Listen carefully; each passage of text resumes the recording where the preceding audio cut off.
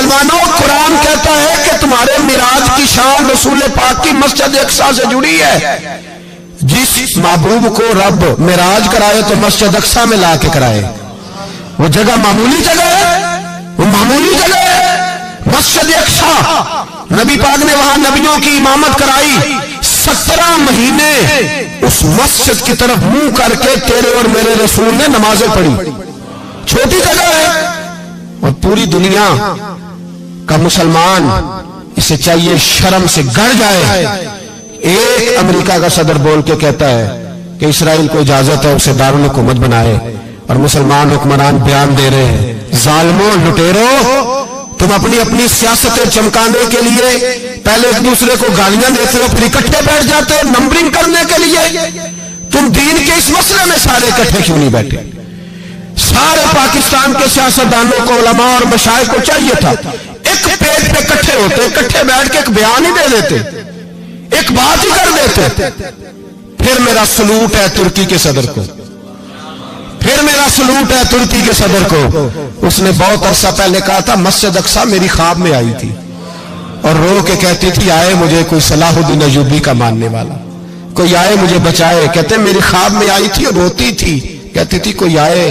اور ایک شاعر نے کہا مسجد اقصی نبی پاک کو بھی بلاتی ہے، کہتی ہے ایک بار پھر طیبہ فلسطین میں آ راستہ دیکھتی ہے، پھر مسجد اقصی تیرا ایک بار پھر سے طیبہ سے فلسطین میں آ راستہ دیکھتی ہے، پھر مسجد اقصی تیرا. کوئی بولا ہے نہیں اتنا مقدس مقام، چھوٹے چھوٹے بیانوں کہیں اکٹھے ہو جاؤ. میں بتاتا ہوں تمہیں مسئلے کا حل کیا ہے. میں بتاتا ہوں دو کام کرو. ایک کام وہ کرو جو حضرت سلمان فارسی نے کیا تھا. سنو حل سنو مسئلے کا. میں چھوٹا آدمی ہوں پر حل سنو مسئلے کا. زندگی میں ایک کام مسلمان کر لے، جٹ بن کے بھٹ بن کے رائی بن کے پاکستانی مصری سعودی بن کے بڑا جی لیا. ایک کام وہ کرے جو حضرت سلمان نے کیا تھا.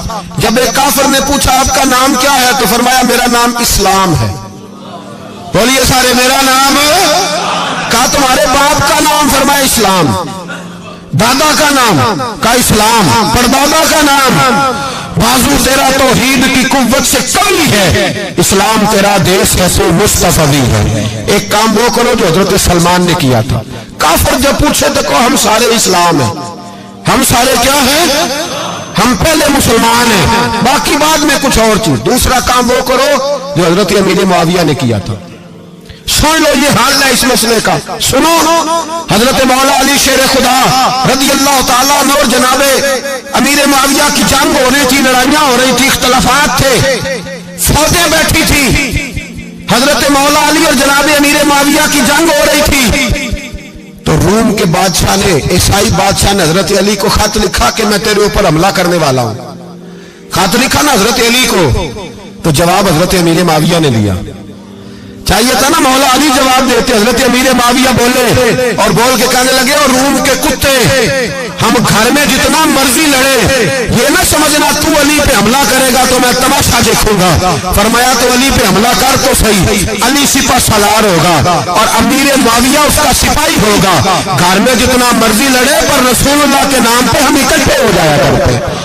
یہ رسول اللہ کا دین ہے، اس پہ ہم اکٹھے ہیں، یکجان ہیں. فرمایا علی سپہ سالار ہوگا اور امیر معاویہ سپاہی ہوگا. اکٹھے نکلیں گے اور کفر کو بتائیں گے کہ اگر تم مسلمانوں کی طرف دیکھو گے پھر ہم یکجان ہیں.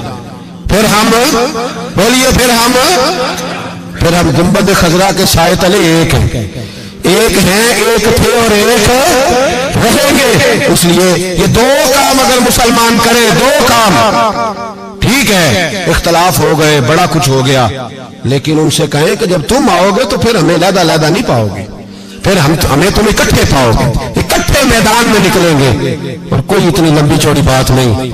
میں کیا کروں، میرا تو آئیڈیل بنتا جا رہا ہے طیب اردگان.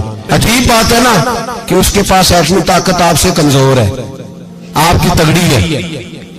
اس کے پاس جو فوجی طاقتیں ہیں وہ اپنی جگہ پر آپ کی فوجی طاقتوں کا لوہا مانتی ہے دنیا. لیکن پھر مجھے کہنے دو نا، میدان میں بندہ ایٹمی طاقت سے نہیں لڑتا، ایمان کی قوت سے لڑتا ہے. اور بول اٹھا ہے نا، کیا کر لیا اس نے اپنی پارلیمنٹ سے خطاب کیا ہے، مطالبہ ہے علماء سے گزارش ہے، مشائخ سے گزارش ہے، ہر مکتبہ فکر کے آدمی سے گزارش ہے، علماء اور سیاستدانوں سے اپیل ہے کہ پارلیمنٹ کا مشترکہ اجلاس بلائیں، مشترکہ، اس میں ہر سیاسی جماعت کا لیڈر بیٹھے اور اکٹھے بیٹھ کے ان کو یہ میسج دے کہ بازو تیرا توحید کی قوت سے قوی ہے، اسلام